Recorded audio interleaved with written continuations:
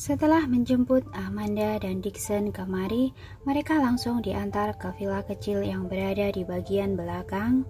Tracy juga meminta Lily untuk membuat sebuah ruangan pengobatan tradisional di sini agar memudahkan Amanda dan Dixon untuk mengobati Daniel.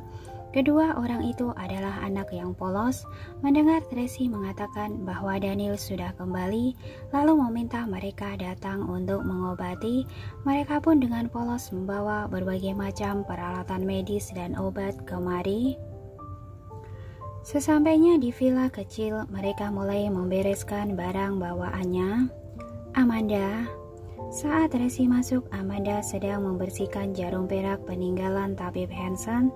Mendengar suara Tracy, dia pun buru-buru menyambut. "Kak Tracy, sudah menyusahkan kalian membuat datang kemari." Sebelumnya saat villa sisi selatan mengalami masalah, Tracy menyuruh orang mengantar Amanda dan Dixon tinggal sementara di villa di kota Hoy karena dia memikirkan mungkin akan ada hari ini di mana Daniel kembali, nanti takutnya masih memerlukan bantuan mereka. Kalau tidak sekarang tidak akan bisa begitu cepat langsung menyuruh orang menjemput mereka.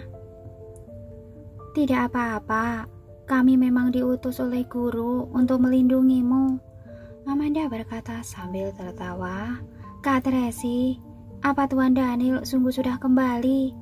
Dari awal aku sudah bilang, tidak mungkin terjadi apa-apa padanya." "Iya, dia sudah kembali," Tracy berkata sambil tersenyum. "Namun, racun di tubuhnya masih belum dibersihkan. Setelah memikirkannya, aku merasa harus mengobatinya dengan metode pengobatan yang dulu digunakan oleh tabib Hansen saat mengobatiku." "Kak Tracy, sebenarnya kami juga pernah membahas metode pengobatan itu, tapi takutnya tidak bisa dilakukan." Dixon sedikit khawatir. "Bagaimanapun juga, guru tidak pernah memesankan kepada kami tentang hal itu. Kami juga tidak pernah mencobanya. Sekarang sudah tidak ada cara lain, maka gunakanlah cara terakhir," Tracy berkata dengan tak berdaya. "Coba dulu saja." "Baiklah, kalau begitu, sekarang aku akan meracik obatnya." Dixon segera membuat persiapan. "Aku akan mempersiapkan jarum perak," Amanda berkata. "Dulu saat mengobatimu, kami sudah mengetahui titik akupuntur yang akan digunakan. Lalu juga pernah berlatih dengan guru. Seharusnya tidak akan ada masalah." "Baguslah, kalian mempersiapkannya pelan-pelan saja. Aku akan membawanya kemari." Selesai bicara, Tracy kembali ke villa untuk memanggil Daniel. Pada saat ini, Daniel duduk di sofa dengan berpakaian rapi. Sambil mengerutkan kening, dia menatap Bibi Riana dan beberapa pelayan wanita yang sedang membereskan konter bar kecilnya. Melihat mereka sungguh membawa pergi botol birnya dan tidak meninggalkan satu pun, dia pun tidak bisa menahan diri untuk menegur mereka. Namun tidak disangka mereka tidak takut, bahkan Bibi Riana masih menjawab, "Tuan Daniel, jangan marah. Kami melakukannya atas perintah Nyonya Tracy. Nyonya Tracy melakukan hal ini demi kebaikan Anda. Anda harus patuh." Daniel tertegun, sungguh tidak menyangka dirinya yang selalu bersikap arogan dan sombong, kini malah jatuh ke situasi seperti ini. "Ini tidak benar. Tuan Daniel, dulu Anda memakan bubur putih selama 2 bulan, bahkan tidak ada sayur zaitun. Sekarang Nyonya mengizinkan untuk memberi Anda sepiring kecil zaitun. Itu benar-benar memikirkan Anda. Anda harus memakluminya." "Benar Tuan Daniel, saat Anda tidak ada, Nyonya sangat menderita." Dua pelayan wanita juga menasihati Daniel dengan penuh kesabaran, seperti menasihati seorang suami yang bersalah pada sang istri. Mendengar hal ini, Daniel tidak bisa berkata apa-apa, hanya bisa memegang kepalanya dengan ekspresi tidak berdaya. "Tidak, seharusnya tidak seperti ini. Daniel yang selalu bersikap arogan, seharusnya seluruh pelayan di rumah mengikuti perintahnya. Mengapa sekarang bahkan pelayan wanita juga berani mengajarinya? Semua orang di rumah ini hanya mendengarkan perintah Tracy, sama sekali tidak mendengarkannya. Mungkinkah sudah dibereskan? Pada saat ini Tracy kembali. Nyonya Tracy, semua sudah dibereskan. Bibi Riana buru-buru melapor. Hanya menyisakan air mineral. Semua minuman lain sudah dibawa pergi. Bahkan juga tidak meninggalkan daun teh. Begitu baru benar. Tracy mengangguk dengan senang lalu berpesan lagi. Kita melakukan hal ini demi kesehatannya, maka harus melakukannya dengan ketat. Baik, Nyonya. Melihat Bibi Riana dan para pelayan membawa pergi semua minuman, Daniel sangat emosi hingga menggertakkan gigi. Dia bahkan memelototi Tracy. Kamu sungguh kejam. Aku melakukannya karena memikirkan kesehatanmu. Tracy melihat bubur putih di atas meja yang tidak disentuh, lalu berkata sambil mengerutkan kening, jika kamu tidak makan bubur ini, maka tidak bisa makan apapun. Tidak mau. Daniel menolehkan wajahnya dengan marah, menunjukkan sikap keras kepala. Baiklah, cepat ganti sepatumu, lalu ikut aku pergi ke villa belakang. Tracy mendesak, Amanda dan Dixon sudah menunggumu. Daniel mengerutkan keningnya. Apa benar-benar harus pergi? Boleh tidak pergi, Tracy berkata dengan ekspresi mau berkompromi. Jika tidak mau diobati dengan obat-obatan tradisional, maka pergilah ke tempat Lily. Lakukan pemeriksaan secara menyeluruh, lalu menerima pengobatan medis modern. Tracy belum selesai bicara, Daniel sudah mulai memakai sepatu. Pengobatan tradisional adalah budaya warisan. Kita harus mempercayai pengobatan tradisional. Begitu, sudah benar. Tracy tersenyum lalu membawa Daniel pergi ke villa belakang. Selama perjalanan, dia masih berpesan kepada pelayan. Mulai hari ini, Tuan Daniel akan mulai menjalani pengobatan. Kalian harus mengawasinya dengan baik.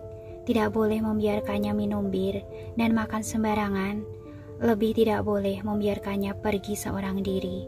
Segala perintah darinya harus melalui persetujuan dariku. Jika ada masalah apapun, kalian melaporlah padaku. Baik, Nyonya. Semua orang sangat mematuhi perintah Tracy, seolah-olah dialah tuan mereka. Melihat adegan ini, Daniel tercengang, ekspresinya sungguh terkejut. Dia merasa sepertinya dirinya masuk ke tempat yang salah. Di sini bukan rumah keluarga Wellens, melainkan kediaman keluarga Moore. Jangan lihat lagi, ini villa sisi utara. Tracy seolah-olah mengetahui pemikiran Daniel, maka menghibur. Meskipun sebagian besar dari mereka adalah bawahanmu, tapi mereka mendengarkanku. Daniel tidak bisa berkata apa-apa. Hanya saja tatapan matanya berubah menjadi depresi, seolah-olah merasakan akan menjadi kekacauan besar. Akhirnya mereka sampai di villa belakang. Amanda dan Dixon sudah selesai memasak obat herbal dan menuangkannya ke dalam bak kayu, serta sudah menyiapkan jarum perak. Tracy membawa Daniel masuk ke dalam. Kedua orang itu buru-buru mendekat dan berkata, Tuan Daniel, baguslah kamu tidak apa-apa. Kami sangat mencemaskanmu. Tidak apa-apa, terima kasih atas perhatian kalian. Daniel merespon dengan sungkan. Tuan Daniel, mengapa aku lihat raut wajahmu jauh lebih baik dibandingkan sebelumnya? Semangatmu juga cukup bagus. Amanda mengamati Daniel dan merasa sedikit aneh. Seolah-olah sama sekali tidak pernah sakit. Benar, selain itu, hidungmu sepertinya... Sudah. Tracy memotong perkataan Dixon lalu mengalihkan pembicaraan. Setelah mengalami peristiwa hidup dan mati, dia pun hidup kembali. Kelihatannya memang jauh lebih baik dibandingkan sebelumnya, tetapi racun di tubuhnya masih belum dibersihkan. Karena itu barulah meminta bantuan kalian. Metode pengobatan yang sebelumnya digunakan oleh tabib Hansen untuk mengobatiku sangatlah efektif. Sekarang ikutilah metode itu dan lakukanlah sama persis terhadap tubuhnya. Mulailah. Baik, Kak Tracy. Amanda menjawab lalu keluar dan memanggil, "Kemarilah." Baik.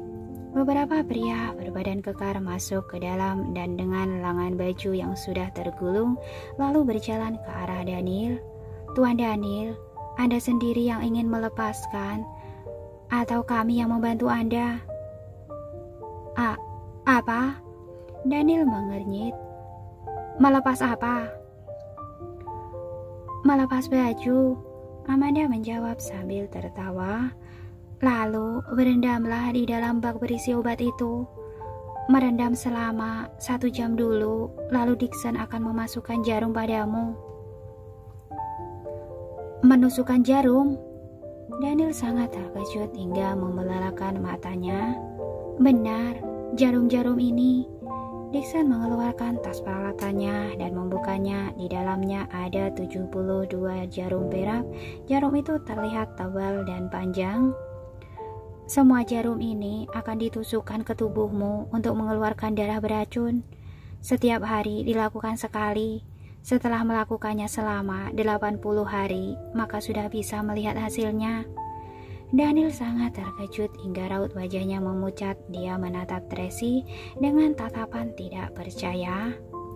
"Tracy, kamu terlalu kejam." Tracy datang ke kantor polisi untuk bekerja sama dalam pemeriksaan, memberikan pernyataan sepanjang malam. Kasus ini sangat besar, maka pihak polisian pun sangat memperhatikannya. Hari ini mulai memperluas pemeriksaan, mencari berbagai orang yang berhubungan untuk diinterogasi dan mencari bukti. Saat ini semua bukti dan petunjuk tidak menguntungkan Tracy, namun Tracy tetap bersikap sangat tenang. Dia bekerja sama dalam serangkaian pemeriksaan sesuai dengan prosedur yang ada. Saat tengah malam barulah dia pergi bersama Naomi. Saat keluar dari kantor polisi dan masuk ke mobil, Tracy melihat mobil keluarga Amberson melaju kemari. Karena sebelumnya memiliki hubungan yang dekat dengan Daniel, Friska juga diminta datang oleh pihak kepolisian guna bekerja sama dalam pemeriksaan. Karena pekerjaannya sangat sibuk, sekarang barulah Friska bisa meluangkan waktu untuk datang. Sepertinya dia juga tidak menyangka akan bertemu dengan Tracy di depan pintu. Mobil kedua orang itu berpapasan saat sudah sejajar. Mereka berhenti pada saat yang bersamaan. Kemudian jendela mobil diturunkan. 2 wanita cantik saling memandang. "Tracy, jika melakukan kejahatan, cepatlah menyerahkan diri. Hukum alam itu sangat adil. Orang yang melakukan kejahatan pasti tidak akan bisa kabur." Friska menatap Tracy dengan dingin. "Perkataan ini seharusnya Nona Friska katakan pada ayahmu." Tracy menatap Friska lekat-lekat. "Kamu, apa maksudmu?" Sekujur Friska tersentak, ekspresinya sangat terkejut. Tracy tidak mempedulikannya, langsung menutup jendela mobil lalu pergi. Friska mengerutkan keningnya, ekspresinya sangat tidak tenang. Dia menebak dengan cemas. Apa maksud perkataan Tracy itu? Mungkinkah masalah ini berhubungan dengan ayahku? Bagaimana mungkin? Bawahan di sampingnya buru-buru menenangkannya. Tuan Samuel terus mendukung Anda untuk berpacaran dengan Presiden Daniel. Bagaimana mungkin mencelakainya? Lagi pula, penjagaan di keluarga Whelan sangat ketat. Selain orang sendiri, siapa yang punya kesempatan untuk menyerang? Friska mengerutkan keningnya, diam 1000 bahasa dan sedang berpikir keras. Nona Tracy, mengapa Anda mengatakan hal itu pada Friska? Tidakkah membuatnya waspada? Di dalam mobil, Naomi bertanya dengan tidak tenang. Seharusnya sejak awal Samuel sudah menduga bahwa aku sudah mengetahui identitasnya. Tracy berkata dengan dingin, jika Friska memberitahunya, maka hanya untuk menakut-nakutinya saja. Jika tidak memberitahunya, maka wanita itu juga akan terus menilai masalah ini. Seharusnya Friska akan melindungi ayahnya, kan? Naomi berspekulasi. Aku juga ingin tahu. Tracy menyipitkan matanya. Sebenarnya dia berdiri di pihak yang mana? Seharusnya berdiri di pihak ayahnya. Naomi sangat yakin, bagaimanapun juga, itu bukan hanya mewakili hubungan keluarga, tapi juga mewakili keuntungan dan masa depan dirinya sendiri. Kelihatannya memang seperti itu, tapi aku merasa perkataan Daniel hari itu memiliki makna tersembunyi. Tracy berkata setelah berpikir sejenak, mungkin dia sedang memberiku suatu petunjuk. Mungkinkah demi Tuan Daniel, Friska rela mengkhianati keluarganya? Naomi merasa itu tidak mungkin. Aku merasa itu tidak terlalu mungkin. Bagaimanapun juga, Tuan Daniel tidak memberinya janji atau jaminan apapun. Benar juga. Tracy menghela nafas. Lihatlah saja nanti, kita perhatikan dulu.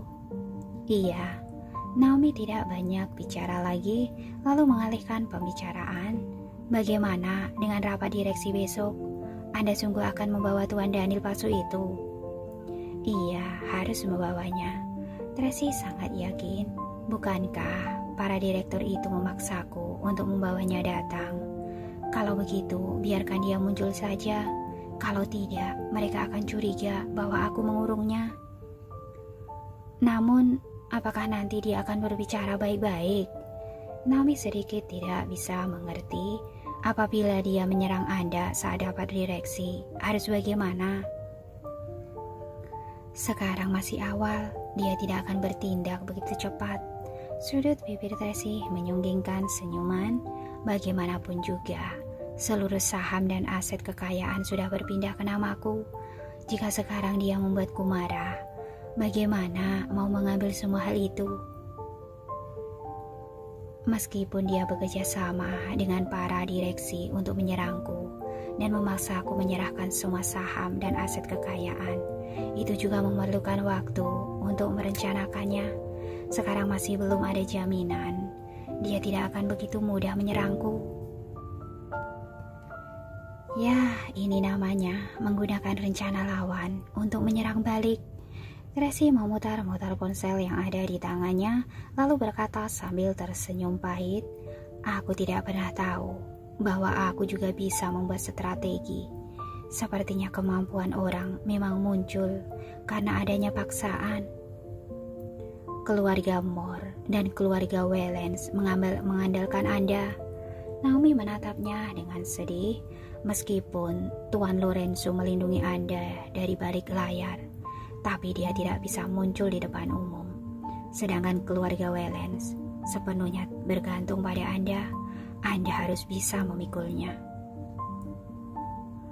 Tidak tahu sebenarnya dia ada di mana.